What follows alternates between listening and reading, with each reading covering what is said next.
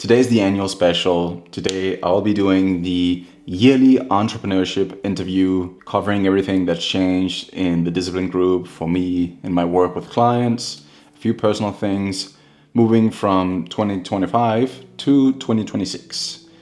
And wow, how quickly did that year pass by? To be honest with you, almost can't believe it. Last year when I was doing this video, I had some help reading out the questions, which is more fun. But unfortunately, my gracious interview assistant has some really important things to take care of. So I'll be conducting this interview by myself today. To be honest with you, it's quite wild that it's been 3 years already of doing this. Doing this is even wrong because none of this has been the same, but 3 years pursuing this dream already. This year, what I'll be doing differently is I will watch last year's clip first to see my own reaction, and then I'll give you my response for how I feel this year.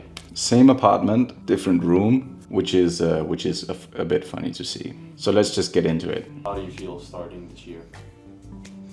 I feel good starting this year.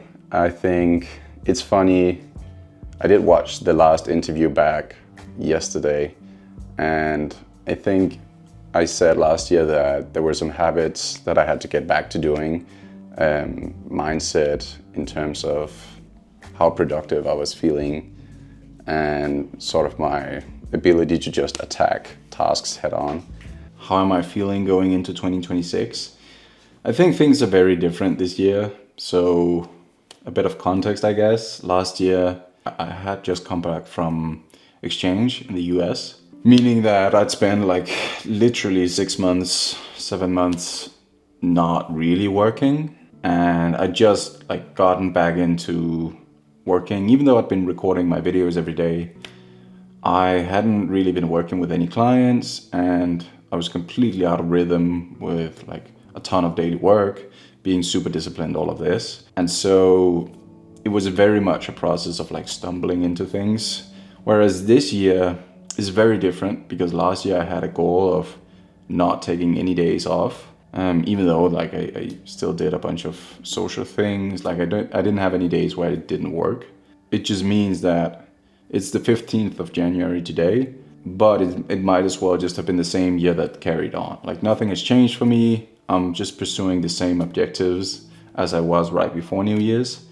Habits are the same, dedication is the same, everything's kind of the same, and there's not really been any catching up to do in that sense, which from a productive standpoint feels great. What was the biggest challenge you overcame last year? The biggest challenge I overcame last year.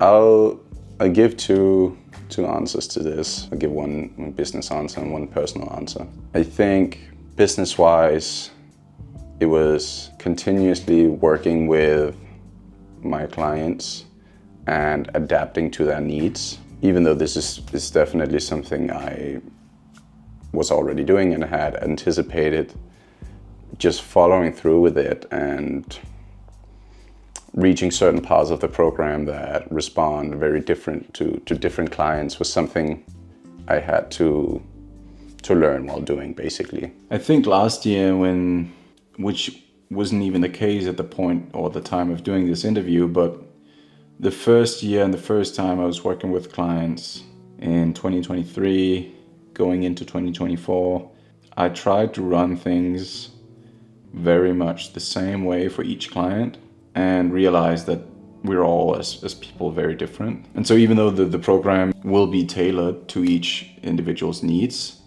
I think I was obsessed with kind of just sticking to like one certain way of doing things. What ended up happening, like I learned throughout last year how different I need to make the program and my approach in helping each individual. How do I, both as a coach but also as a leader, speak to each person's needs? I think that was a big part of my development. So my biggest challenge this last year, well, if the definition of challenge is what was the thing that I set out to accomplish that was the hardest, but I still managed to complete? To be honest with you, I feel like it's a difficult question because there's so many things that are difficult, like, and those they're just difficult at their own times. I think last year I was finishing my master's degree in business and IT, and combining working and finishing up that degree and writing my master's thesis with also maintaining the coaching work was really challenging because of how much focus I had to put into the thesis. And I even ended up postponing it and then had to put a bunch of time into it again. I think that was the hardest challenge that still I ended up doing, just because of how much focus, effort, and intention went in such a short period of time. And I think if I am to give like a personal answer, or I guess that is kind of personal as well. I think overall it's realizing how much of a burden you place on yourself by trying to do multiple number one priority things. You can't. Just becoming more and more and more convinced that you can't. You have one thing that you make your one priority, and then everything else you got to be willing to compromise on, because you won't get 100% of the result that you want if you try to have two things that are your number one priority. Like, let me give you an example. So for me, I'm working on developing my coaching program, creating a global startup academy. Right now, it's really about streamlining the process of accepting a client, like step 1, 2, 3, 4, 5, 6, 7, 8, 9, 10, having them, get the revenue and just rinse and repeat. That's kind of the process that I'm working on right now. What I'm also doing at the same time is I have a big passion for working out and strength training, bodybuilding training, and I've been doing that for multiple years. And so for me, I've chosen to try to balance having to eat and train and sleep certain ways for the training to still get the best results, and also to maximize my productive hours for the business. And I can tell you that you cannot do both. You cannot both want to work 16 hours per day and get 7 to 9 hours of sleep. It doesn't work, because you still have to eat. Like, there's still things you need to do during the day, and you also have to work out. Like, you don't just have the sleep part. So what I'm finding is, like, I've realized, okay, the training is so much a number one priority right now that I'll have to be okay with working those few hours right now at the same time.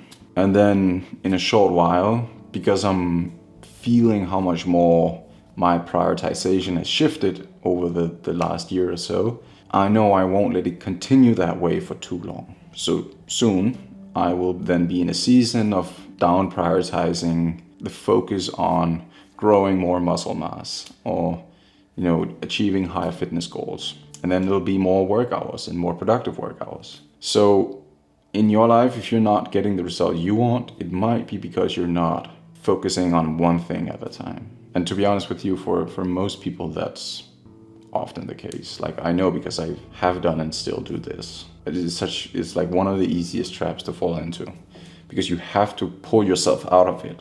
It's not like a one-time solution thing. What was the biggest achievement you made last year? I think the biggest achievement kind of comes on top of the obstacles I mentioned before. I think succeeding like 95% of the way with one of my clients, and succeeding with another one were some of the biggest challenges I'd waited on for a long time. Or not challenges, were some of the biggest results I'd waited on for a long time. Yeah, so this was true at the time, and I can only say, and I'm very happy that I managed to do a lot better last year. When I say I'm talking about my clients. I was able to help my clients do a lot better last year, helping them get to close to $14,000, which was really cool to see, and it was really cool to get some real confirmation, like, in a short time span, this can happen when you follow the right steps. And it's just now building on those blocks to carry it even further. And if we're talking like one specific achievement, I guess it would be helping my first client get to more than $5,000 during the program, and hitting that six plus mark. rock on-ish. Great job. What was the most important lesson you learned last year? I definitely learned a lot. It's of so lessons. funny watching So this the back. most important one, like when I went on exchange and really took a big step out of the business or working on the business, I think to a large extent I was reminded that like nothing is going to happen except when you make it happen. Yeah, so that lesson is still very much true. I think my biggest lesson from the last year, as I kind of alluded to before, is the importance of focus.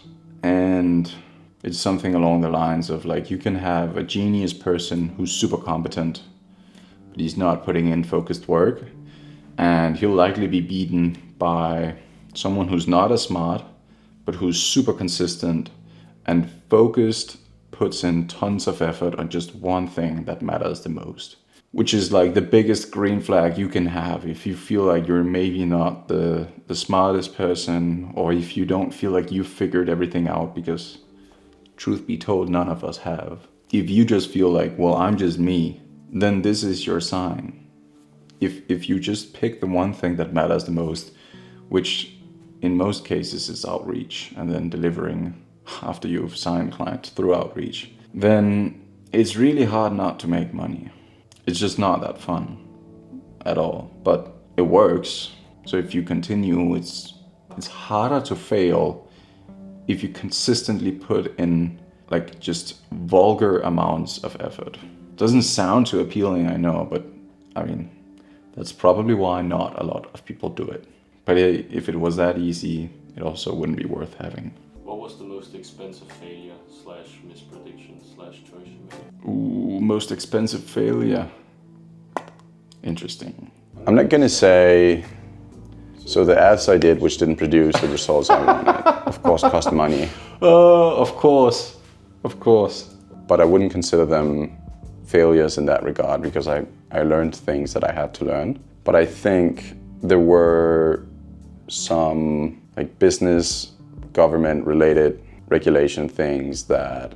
Okay, yeah, no, so I know what I'm talking about here, but for last year, funnily enough, it's going back to ads.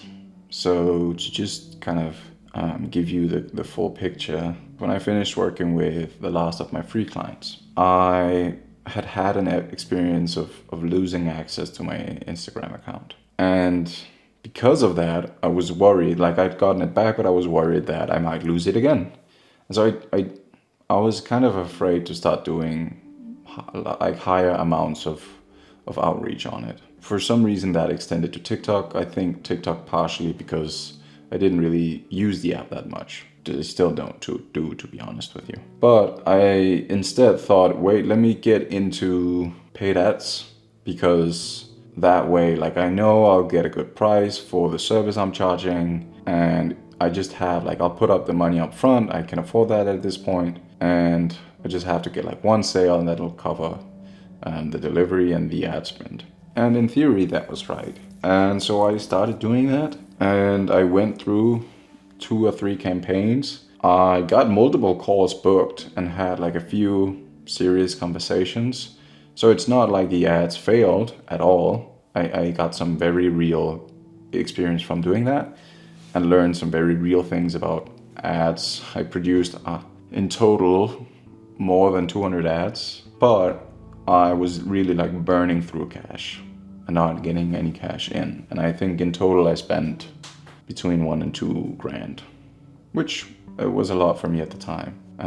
It still is a lot, to be honest with you. I realized after a talk with actually another Dane who have done great helping other people with consultancy for school groups, that I should really follow the system that I also give to my own clients, which is to continue with outreach, whether that's email or DMs or calls, because that's what I had experience with and that's free. It might take time, but you're getting a lot more experience on the ideal customer, you know, getting on those sales calls, booking the appointments, and like what are they looking for, what does it take? And then like later it'll make sense to expand using ads. I needed to hear that from someone outside myself, and I immediately saw how true it was. I switched immediately And from like the beginning of December, I just started doing outreach again, which has gone really well.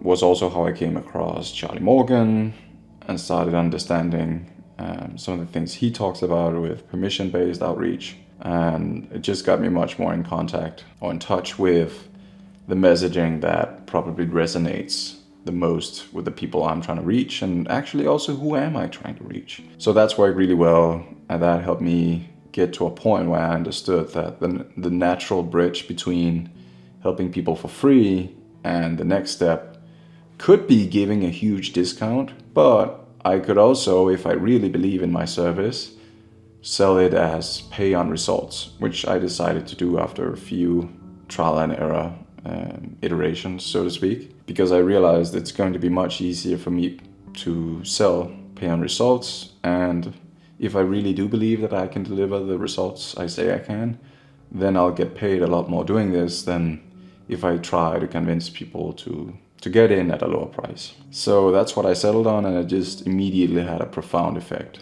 And it wasn't a failure, it was an expensive lesson. But to boil it down really short, this ended up taking a long time.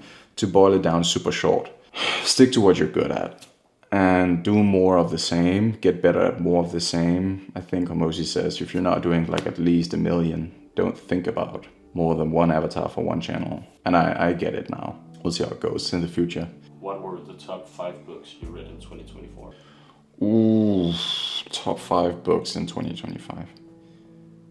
What did I say?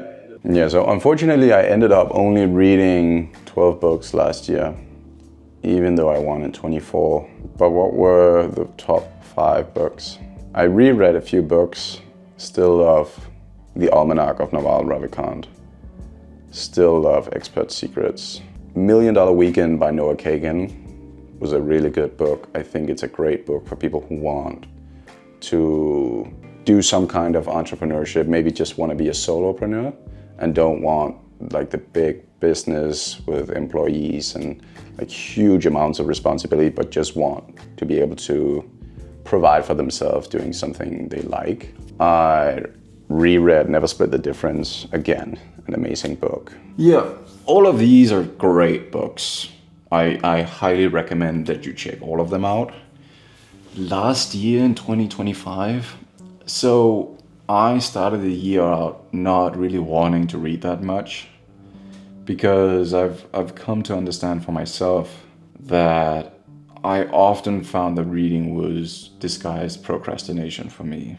Like I felt like I was being productive, but when I really think about it and look at it, like I wasn't attacking the issues I should be attacking. Now, the books I've read have then led me to understand a lot of things, and like I'll go back and then pick out books and reread certain parts of them. So it's not like a waste of time. But I think if you're doing it for the sake of productivity, you should be very, very intentional with what you choose. Now, from last year, I mean, the obvious number one is $100 Million Money Models by Hormozi. He just really hit the nail on the head with that one again. Obviously the whole trilogy is incredible. We'll see if we get more books. What else did I read? I then read Jefferson Fisher's The Next Conversation, The Next or Your Next Conversation. An absolutely fantastic book on communication. Highly, highly recommend that. What else did I read? I reread a few books. I reread .com Secrets, all parts of it. Great book. I reread some of Expert Secrets, still awesome. So another great one I read was the Bezos letters from Steven Anderson. I don't remember. Not from Bezos, but about the shareholder letters that he's released through the last few years or many years. Yeah, many years, I guess, almost 3 decades. So $100 Million Money Models, The Next Conversation, the Bezos letters, those are like top books from last year. What are you looking forward to the most this year? When I think what I want to happen in 2025, really doubling down on priorities and being super, super intentional with how I spend my time. Like I want to continue the startup coaching program or startup accelerator program. And that's going to continue, that's going to grow and progress. But I think like when I want to look back on what I did this year, I think more of like what are the choices I make? And I just want to be super clear with how I spend my time. Yeah, and like I'm happy that this happened. I was super intentional. I kept a really high focus on spending my time well, and I became increasingly better at doing that. I think for this year, the most important thing for me is creating delivery excellence to a point where I can confidently say, this is how much you will make on average when you work with me. And next to that, but that depends on then knowing who the ideal customer is. And I have an idea of who it is, but it's still something that I'm testing. So I think by the end of the year, I guess naturally or organically, I've reached a more detailed definition of who that person is, where their starting point is, where they'll get working with me, and like what on average and how quickly I can help them. I think those are like, if I can do that this year, I would be extremely happy. That would be really, really cool. And that's then the result of like working with multiple people. So it ticks multiple boxes. And what are some of the challenges you expect to face? Oh Yeah, good question. I really want to take on more clients for the next round of the coaching program or the startup accelerator program. And so I expect that taking on more clients will come with a greater deal of responsibility, a greater workload. Yeah, what challenges do I expect? Well, if we view challenges as something that's difficult to achieve, I think it's pushing the boundary for what can be accomplished in a short duration of time. I think it's helping more people who maybe are more unlikely to succeed without the presence of support. It's being a better coach. It's stepping up everything that I can be for my clients, making it really life-changing. Like if my overall aim is to make it so good that people want to tell other people about it, it needs to be life-changing. And so I think that's a huge challenge in and of itself. It's funny because I'm at a stage now where I feel like saying that sticking with one thing anymore is kind of like not really a big deal for me. I guess time will still tell, obviously, but I think if I had to say one thing, it's that consistency is probably my superpower. And also why, if you just had a camera follow me every day, you would think it would be ridiculously boring, but in business it works. What's your current relationship status? Well, the current relationship status is still very much single. And like whether or not it'll change, I mean, I might disclose, but I'll definitely continue to keep my relationship private. But it is still single for now. So this is a question that I will refrain from answering. I have made a commitment to build a personal brand. I want to help millions of people in this world. I want to make it easier for people to get into business, to become entrepreneurs. And I want to create unlimited new opportunities for aspiring entrepreneurs and people with dreams. However, despite all the influence and I guess potential widespread knowledge of my existence, I have a very strong intention to keep my personal life private, because that's kind of the only thing that'll remain sacred once you start becoming more known. And I like to keep some things to myself. It's difficult in some ways because obviously like there are things you feel like sharing, but then the difficult thing is you can't just share it with people who share the same dreams as you. As soon as it's online, it's forever online and it's for everyone online. So for now, and probably moving forward, this question and similar questions will be removed. What's a piece of advice you want to give to anyone watching this? Yeah. Well, I want to say to anyone watching this that if you have ambition, if you want to start a business, if you know there's something you want to build in your life, you know you're meant for more, if you want to get in shape, you want to get your life in order, then my best advice is start now. And when you're looking at how to start now, this can look like such an overwhelming task, but by identifying the difference between who you want to be and who you are right now. Also, can we just acknowledge how much better I have become at not speaking at the same tone all the time, but actually pacing it differently, using different tones, not to a crazy extent. Like I know that I still have a habit of keeping the same tonality, but I definitely think I was more boring to listen to at that point. Let me know in the comments if you hate watching these videos because of how I speak. I would actually love to know that. If you're watching this video and you haven't started a business yet, but you want to start a business, whether that's for financial reasons, like time, flexibility reasons, or freedom, the short advice is if you start and you don't stop, you can't lose. It sounds almost insultingly simple, I guess, but that's really what it boils down to, which is why most people quit. If you're watching this and you've had a little bit of success and you're not kind of sure what you want to do, then I think it's worth asking yourself the question of like, would I mind doing this for the rest of my life? Because I was talking to someone 2 days ago who like had reached a point where he kind of achieved all the goals he set out to achieve, and he was saying like, I just had a moment where I was like super depressed about reality of like, what do I do now?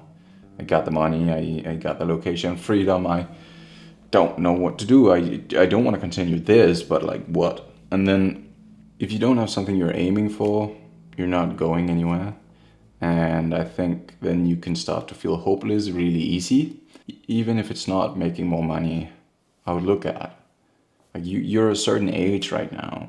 When you're 10 years more down the road, 20 years, 30 years, 50 years, when you're 80 years old and you look back on your life, what are some things you don't want to have been without? What needs to happen for you to consider your life fulfilling and to in some little way predict that you won't regret it? And maybe it's earning more money, maybe it's helping more people, maybe it's creating lasting impact, whatever that means for you. Maybe it's trying certain things. But I think if you're feeling lost, it's because you're not solving the right problem. So I would start there. What do you want to be different when you do the interview next year? Good question. So when it's 2026 and we're doing this interview again, what I want to be Time different. just moves by I so think quickly. by next year this time, I would like to be done with all the free work for my clients. Not necessarily because I don't enjoy doing it for free, but because I think it'll be better for me to challenge myself to do more this year. And I know that if I can start doing it paid, then I'll be able to prioritize spending more time on it because I'll be able to sustain doing it better as well. Yeah, and that happened, which I'm really, really happy about. I'm also super proud of myself. In some ways, it turned out better than expected. In some ways, it turned out worse than expected, which I think is just how one, life works, but also how entrepreneurship works to a very large extent. What would I like to be true when we reach 2027? Again, feels like a crazy question to ask because of how quickly time moves, and it's almost like saying it makes it real that it's gonna happen so soon, which obviously it will no matter what. I think by the time we reach next year, it would be cool if I had a consistent process and flow of client acquisition and referrals and delivery. So it's not doing outreach to get clients, then just delivering and then having to do all the outreach again, but like having a consistent process of delivering to clients and then also at the same time doing outreach to get the next people ready and on hold or whatever it's going to take. And then I think it's kind of for me, it's still a bit of the uncertainty element, which will always be there, but like exactly who do I help? How quickly do I help them? How consistent can I make that process? I think if I can get to that point for the step that I'm at in the business, then it's a huge upgrade. I hope this was somehow valuable to you. It's incredibly fun making this video for me, comparing the experience I had last year and all throughout the year to where I am now. I think from next year onwards, I'm gonna make the video and then, inspired what someone else does, I'm gonna rewatch my previous answer, which we did, on the video before I then make my next answer. I think that'll be a fun comparison to have as well. But I hope you found maybe a little piece of value or insight in this video that you can apply to your situation to make your life better, become the best version of yourself. Yeah, so as I also hinted at before, I still think making these videos are really fun. It's really interesting to reflect on the year and to what has happened, how much has changed. It's kind of crazy to think actually how much did happen last year. Like I did a bunch of also entrepreneur interviews, I did the master thesis, I then finished my free work and did a bunch of work to get the first paying clients. Like that's a lot, and it still just feels like it went by this fast. If you're watching this, please start. And if you're already doing it, continue. It's not amazing, it is amazing, but it's such a rewarding journey. You can't compare it to anything else. You still do get kicked in the face every day. Like, fun is really not the word, but it is like having a child in a sense. How much you care for it, how much time you spend on it, what you sacrifice for it. And it's wild how quickly time moves. Like, the more you put into your business, the more you realize what you sacrifice to make it work. And there will just always be that uncertainty of like, does it work out? And does it work out the way I imagine it's gonna work out? And it probably won't. In some parts it'll be better, in some parts it'll be worse. When you then take that time to reflect on the sacrifices you made every day and you made every week and you make throughout the year, you're like, I hope this pays out. And for me, like, yeah, it will. But I get it. With that in mind, I hope you enjoyed this video. Comment down below if there's anything that you found surprising or you specifically liked. I'd love to get your inputs. Again, refer to the speech as well. Does it all sound horrible? And other than that, I think the only thing left saying is go sign up for free coaching. Every week I do some live streaming, helping a person with whatever they're dealing with, whether it's starting out or getting to the next level. And yeah, I'm just going from the top. So if you sign up, like the quicker you sign up, the quicker you'll get help. And it's just a nice way for us to connect as well. If you'd like that, there's a link in the top pinned comment or in the description. As always, I'll catch you next week. Stay disciplined.